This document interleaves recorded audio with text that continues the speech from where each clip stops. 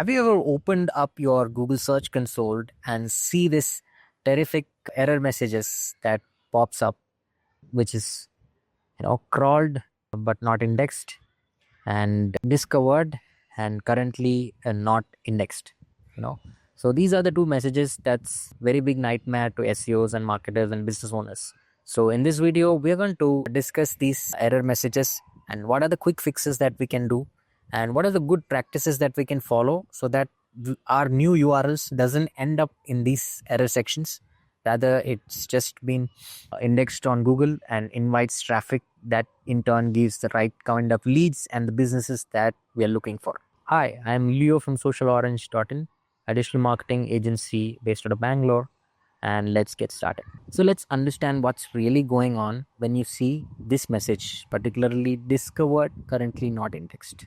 It means Google knows your page exists, but it hasn't crawled this yet.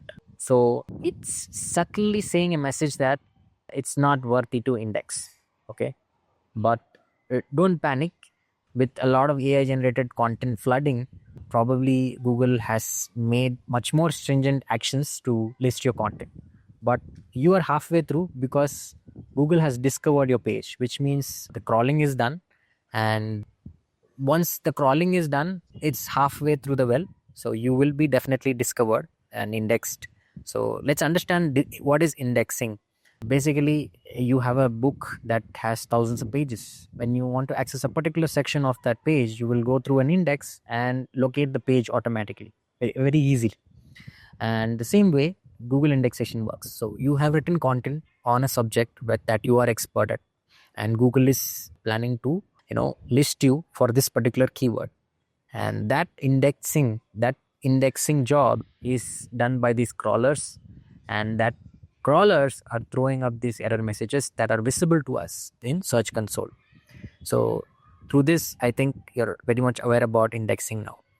So let's get into the actual issue. Okay, so here is how you can find this. You need to open Search Console, go under pages and scroll down to why pages aren't indexed.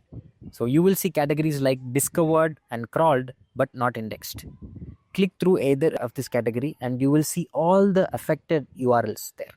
Okay, and so some experts or even Google once declared that these reports might be slightly delayed from the request indexing tool. So what you can do is you can copy some of the URLs and check if the indexing is done or not. Because under a request indexing tool, under the indexing inspect URL tool, you will see the URLs are live indexed, but in the error message it will show under not yet crawled or not indexed yet. Okay, so you need to check for this. So now let's go into find out what are the issues, what are the quick fixes that we can do. Okay, so for this particular category, which is called discovered and currently not indexed, okay, so this usually means that Google has crawled your page. Okay, it has come to understanding that this page is not worth indexing. Okay, that's more devastating for a website owner to hear about it. But these are the three things that Google checks for. First, you need to check the server speed. Okay, if the server is slow and if the website is not able to crawl efficiency, the bot is not able to crawl efficiency of website, then it will bucket the URL in this particular error category. Okay, so just talk to the hosting owner or the hosting company, just increase the bandwidth if it is running low, and then it should be fixed. And then you need to check for the auto created pages, category pages, unwanted pages, which confuses Google. So what it does is it crawls and it spends their maximum energy into crawling certain unwanted pages, and it's not able to crawl through the right pages that you want to rank for. So use the Robot.txt file efficiently so that your crawl budget is utilized properly, because Google sets up a budget for each and every website based on the number of pages that you have. Okay, so and the freshness of the content. So your crawl budget has to be utilized very effectively through this Robots.txt file. You can set up filters like don't go to this category page, don't go to the auto generated pages, don't go to the filter pages. So you can have all the kinds of settings and things set up. If you want to deep dive into that, you can let me know in the comments. I will come up with a new video completely talking about how to set up a robot.txt file for a big site. I will show you some examples as well. All right. And got it. And one more thing is, you need to use a robot.txt file very efficiently, because at some times your page might be blocked through certain robot.txt codes that you've written, so certain rules that you've set. So you need to be very patiently explore all these things and do this. So 3 quick fixes we discussed: check with your hosting and increase the bandwidth, and audit your content structure, site structure. And we'll also look at analyzing and reducing the call budget based on your robot.txt file. Okay, now moving to the next issue, which is crawled but currently not indexed. Okay, so this happens when your EAT score is low. What is EAT? EAT: expertise, experience, authority, trust. So if you look at a particular content around a particular site, so if I talk about digital marketing, okay, and I'm already ranked for a lot of digital marketing related keywords, and suddenly I'm going to talk about something very offbeat from my topic, like investing. So why to invest on gold, or why to invest on mutual fund? At that time, my content lacks EAT. So always have a very each structure followed, because you talk about a single subject which is very consistent and establish that trust. So that is one issue. And the next one is poor internal linking. So if your page is an orphan page, so Google takes a lot of time to index it, even if it's crawling, but it will consider as an orphan page because it doesn't understand from which page it has linked it through and what kind of EAT should be established. So it is very difficult for the bots to understand. So make sure you give particular interlink back to the right relevant service page or any other page that supports as a pillar page. Okay. So, and the next error that we can possibly speak out is it's duplicate content. Because Google has crawled it, it is going to, of course, compare the content of your new page with already the pages that you published, because it has the data already. So if it finds to be matching, Google is going to flag like, okay, fine, this is a duplicate page. I don't want to, index and waste my memory. So that's what the decision Google bots are going to make. So you can stop this just by having fresh content or rewriting the content or merging these two pages. Okay, so you can try that, or you can use a tool like SiteLiner.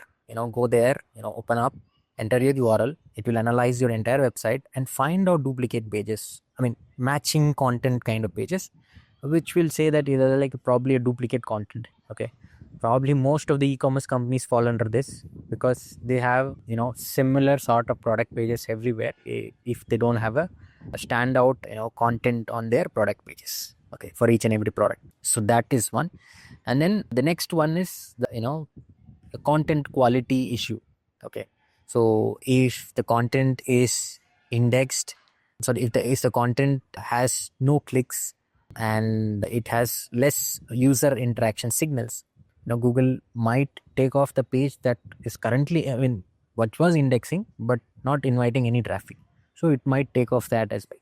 So that's why your page is being in this category. So you can just make sure that it is not too generic, or you can expand it with more visuals and add videos, relevant informations, much more than what others are offering. Okay, so that also can save you from escaping from this issue.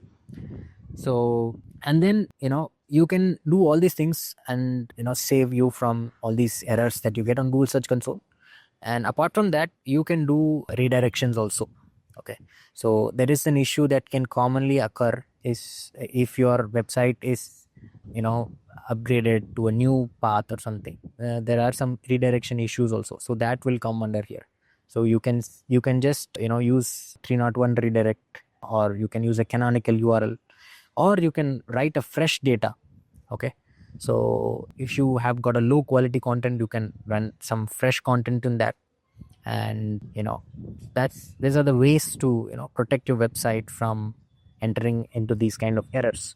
Okay, so what is the ultimate idea that we should get out of this is basically you should think like Googlebot. Okay, so Google isn't like punishing you or bucketing you or targeting you to put your website or your effort into these kind of error stats and making your progress small.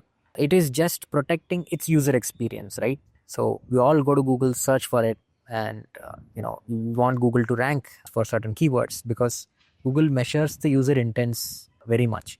So if your user intent signals are very low, then Google is going to take your website out of this search.